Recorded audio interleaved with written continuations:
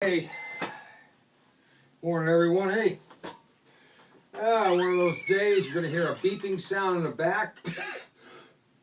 And that's my backup power supply from my memory and my internet and all that. That's because I'm without power this morning.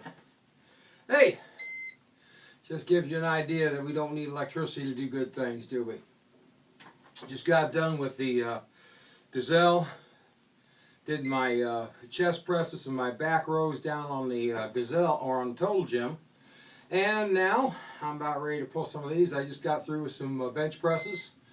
I'm up to, that's a 125 coming up slow again. 3 sets of 10 on that. And then right here, I'm going to go ahead and do my back rows. Now these are seated rows. Very simple, kind of scoot your butt back, lock your legs in so you don't move around a lot. Here we go. There's 1 and 2 and 3 and 4 and 5 and 6 and 7 and 8 and 9 and 10. All right, 2 more sets of those. You notice when I'm doing that, a couple of things are going on. First of all, raising my elbows, keep my elbows up at this point. That's to get the latissimus dorsi, otherwise known as lats. In the old Bruce Lee movies, they used to call him Bruce's wings because he went like this and his whole V stood out there. That's the top of the V. Bottom of the V comes to a little tiny skinny waist, which, if you're interested in looking like that, just beat yourself to death with lots of sit-ups. No, not really, there's a lot to it. But point is that when you're doing this exercise, you want to keep your elbows up on the way back. Lower the weight in front of you like this, just as you would lower a set of oars. You want it to be kind of a circular motion. You want to go as far forward as possible without the weight tipping you out, and then come back as far as you can without pulling the weight past vertical. You want that weight, that stress, to remain on your back at all times. And that's how you do it properly. Give you one more demonstration set, a couple of words of encouragement, and then I'm off to finish my workout today. All right, so 1 and 2 and 3 and 4 and...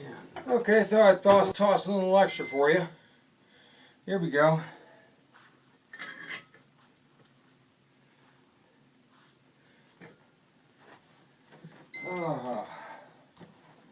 Now, when you have to step over anything like I just did, make sure your weight is someplace where you can get to it, but where it's not going to juggle around and move on you, okay? This is an ergo bar, or what some people call a bent bar, or a curling bar. It can be used for a number of purposes. Currently, today, we're going to be using it for seated bench presses. Now, seated upright press, or what they also refer to as a military press, it's pretty easy movement, but you definitely want to be careful with it. You want to first of all make sure you've got that belt on. Make sure your feet are firmly planted. Make sure you have that support right behind you there on the back. You can sit up straight. Make sure you are up straight. You do not want to do this with any curve. You don't want your butt forward. You don't want any kind of latitude in your stance. You want to be solid and firm to the core here. Anything else, you stand the chance of injuring yourself, and I don't want that. Neither do you. Okay, so here we go. And we sling it up here, and then we do a strictly press up.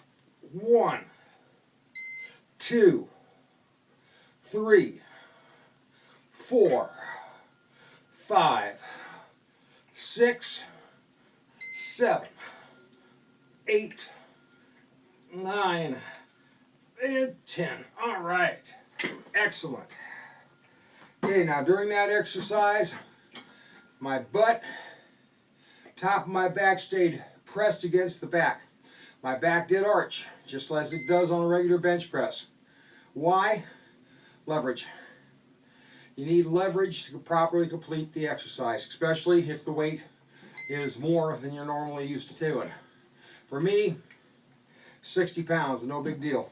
I do twice that on a bench press. As you noticed, I do 100 pounds in a row.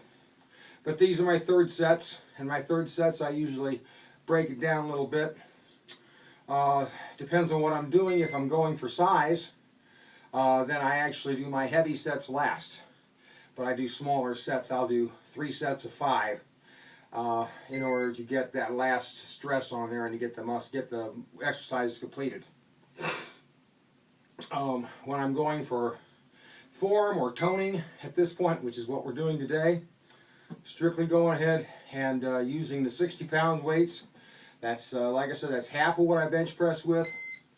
But seated like this, that's enough weight to make me feel it, and yet still have full control over the bar and over my position and my form. Now, from here is where I also do shoulder presses. And pretty much the shoulder press looks a lot like what I'm doing here, except in the military press, we press straight up here, and in the shoulder press, I'm coming down behind my neck. So there's where your difference is. But, and believe me, that will, if you do it correctly, this stresses the upper chest, that stresses the top of the shoulders. Just boom, right on down. Really makes a difference, and you will feel it. Main thing here, of course, is be safe. I've got my gloves on, I've got my belt on, I'm sitting in a right position, my feet are firmly planted, my back is firmly planted, my back is properly arched, and I'm paying attention to what I'm doing. Also breathing. You'll notice that when I push up, I breathe out. When I come back, I breathe in.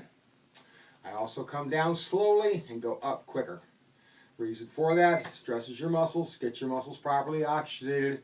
All those things work into factor in to give you the best possible results of the exercise. Do this one more time. Actually, twice. 1 and 1, 2, 3, 4, 5, 6, 7, 8, 9, and 10. All right. Okay.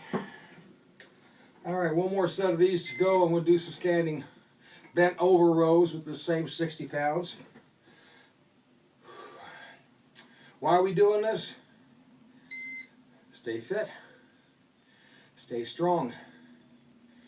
Be able to do the things we want to do. Play with our grandkids, great-grandkids. Work in our gardens. Ride our bicycles. I was going to do that this morning, but the rain caught me. So I will have to do that one tomorrow morning for my ride. But I'm looking forward to it. I want you all to remember, you have a great, wonderful, and blessed day. Amen.